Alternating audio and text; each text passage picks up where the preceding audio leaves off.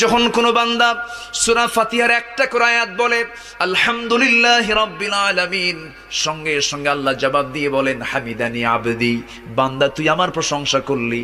আর রহমানির রহিম যখন বলে আল্লাহ বলেন আসনা আলাইয়া আবদি। মালিক ইয়াউমিদ্দিন যখন বলে আল্লাহ বলেন মাজ্জাদানি আবদি।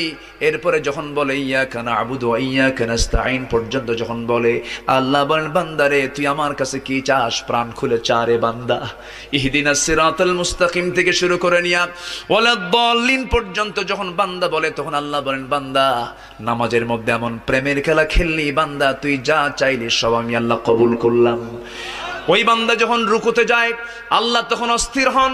ওই বান্দা যখন সিজদায় যাওয়ার জন্য প্রস্তুতি নাই, সমস্ত ফেরেশতাকে ডাক দিয়ে বলেন ও ফেরেশতারা, এই বান্দাগুলো আমাকে দেখলো না, রাসূলকে দেখলো না, কোরআনকে দেখে হাদিসকে বিশ্বাস করে আমাকে খুশি করার জন্য তার সবচেয়ে